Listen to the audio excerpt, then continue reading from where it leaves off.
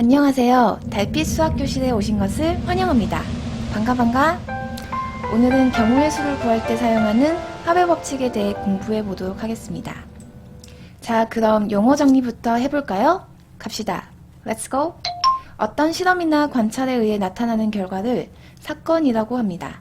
우리가 평소에 사용하는 사건의 의미와는 좀 달라요. 그리고 그 사건이 일어날 수 있는 모든 경우의 가지수를 경우의 수라고 합니다. 예를 들어 볼게요. 주사위 한 개를 던졌을 때 홀수의 눈이 나오는 경우를 구하고 싶어요. 여기서 사건은 뭘까요? 주사위 한 개를 던져 홀수의 눈이 나오는 것이 사건이 되겠네요. 그 사건을 A라고 이름 붙여 볼게요. 그럼 A 사건이 일어나는 경우는 어떻게 될까요? 보통의 주사위 눈은 1, 2, 3, 4, 5, 6 이렇게 이루어져 있고 홀수의 눈은 1, 3, 5이니 A 사건이 일어나는 경우는 135가 되겠네요. 그럼 경우의 수를 구해볼까요? 그 사건이 일어날 수 있는 모든 경우의 가지수니까 세 가지라고 대답하면 되겠어요. 표현하는 도구를 하나 가지고 와봅시다. 집합이라는 것은 주어진 조건에 의해 대상을 분명하게 정할 수 있는 것들의 모임이죠. A 사건을 집합을 이용해 표현하면 참 좋을 것도 같네요. 한번 표현해 봅시다. 이렇게 집합으로 표현할 수 있겠죠? 그럼 이때 사건 A가 일어나는 모든 경우의 수는 집합 A의 원소의 개수와 같겠군요. 경우의 수를 구할 때는 빠짐없이 중복되지 않게 구하는 것이 참 중요해요. 그래서 좀 더 효율적으로 생각해서 구하는 방법들을 배워볼 텐데요. 궁금하시죠? 제가 다 알려드릴게요. 가봅시다. Let's go!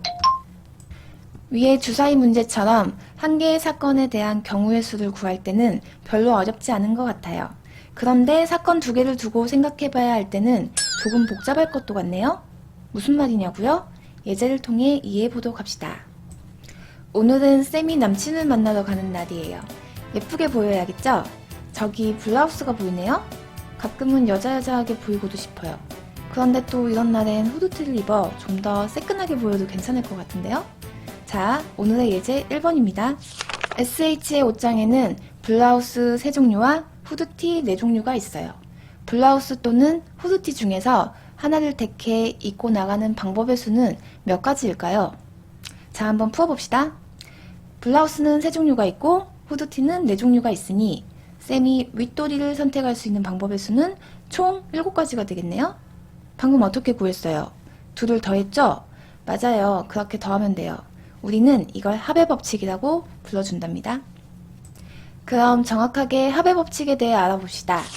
두 사건 A, B가 동시에 일어나지 않을 때 사건 A, B가 일어나는 경우의 수가 각각 mn이면 사건 A 또는 사건 B가 일어나는 경우의 수는 n 플러스 n이다. 가 합의 법칙이에요. 무슨 뜻이죠?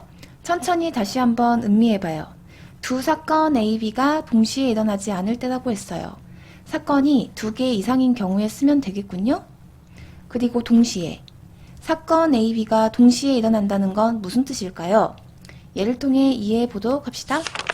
아까 던졌던 그 주사위를 다시 한번 던져보죠. 오늘의 예제 2번입니다. 주사위 한 개를 던질 때 홀수 또는 4의 배수의 눈이 나오는 경우의 수는 어떻게 될까요? 우선 사건을 나눠봅시다. 홀수의 눈이 나오는 사건을 A라고 하고 4의 배수의 눈이 나오는 사건을 B라고 합시다. 아까 집합으로 표현했더니 참 좋았어요. 그쵸? 그렇게 다시 한번 표현해봐요, 우리. 이렇게 되겠네요. 홀수 또는 4의 배수의 눈이 나오는 경우의 수를 구해야 하므로 A에 속하거나 B에 속하는 모임을 구해야 하네요. 어떤 기호를 사용해 표현하면 참 좋을까요? 혹시 떠오르는 게 있으시나요? 맞아요. 이렇게 표현하면 참 좋을 것도 같네요. 집합에서 A 합집합 B의 개수를 구하는 공식이 있었죠? 기억나시나요? 네, 맞아요. 잘 기억하고 있네요. 여기서 NA 교집합 B가 뜻하는 건 뭐였죠?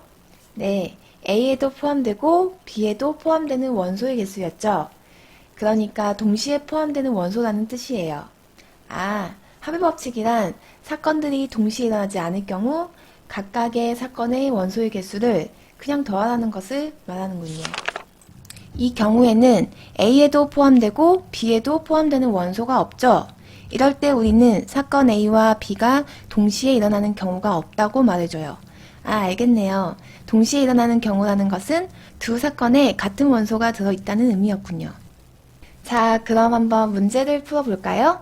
사건 A와 사건 B는 이렇게 표현할 수 있고 각각의 경우의 수는 A 사건은 3가지, B 사건은 1가지이므로 또 동시에 일어나는 경우가 없으므로 합의 법칙을 이용하면 구하는 경우의 수는 4가지가 되겠네요. 그럼 동시에 일어나는 경우를 한번 봐봅시다.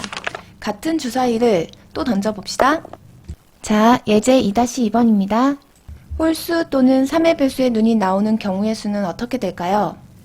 사건 A와 사건 B는 이렇게 표현할 수 있고 각각의 경우의 수는 A 사건은 3가지, B 사건은 2가지입니다. 그리고 이때는 동시에 일어나는 경우가 1가지 존재하네요. 이럴 때는 어떻게 하면 될까요? 합의 법칙을 이용한 후 동시에 일어나는 경우만큼 빼주면 되겠어요. 아, 쉬워요. 그래서 구하는 경우의 수는 4가지가 되겠네요. 예를 통해 알아보니 너무도 쉽네요. 그러니까 합의 법칙이란 이렇게 두 사건이 동시에 일어나는 경우가 없을 때는 사건 A, B의 각각의 경우의 수를 구해 그냥 더하면 된다는 그 의미가 되겠네요. 그럼 동시에 일어나는 경우가 있다면 어떻게 해야 할까요? 중복되는 경우를 반드시 빼줘야겠죠? 이제 여러 사건이 나와도 무섭지 않아요. 왜냐면 사건을 하나하나 구분해 각각의 경우의 수를 구해서 동시에 일어나는 경우가 있나 쓱 살펴보고 없다면 그냥 싹 다 더하면 되는 합의 법칙을 이용하면 되니까요. 좀 더 심화된 예제를 통해 익혀보도록 합시다. 렛츠고! 오늘의 예제 3번입니다.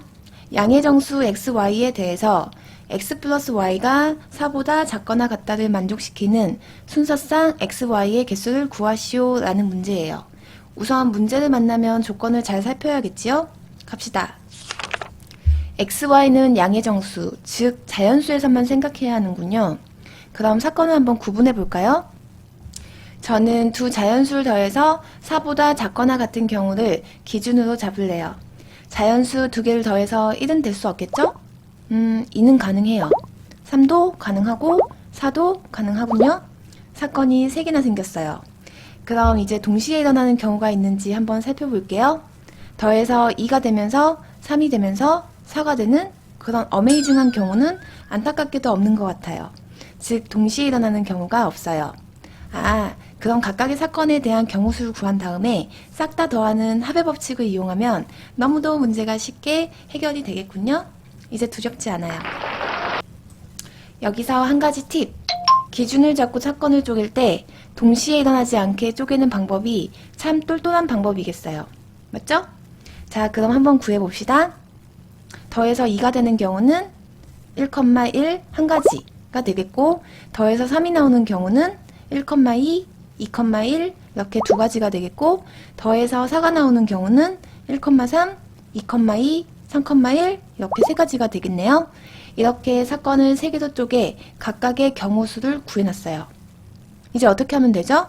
동시에 일어나는 경우가 없으니 합의 법칙을 이용해 싹 다 더하면 되겠네요. 따라서 구하는 경우의 수는 6가지가 되겠어요.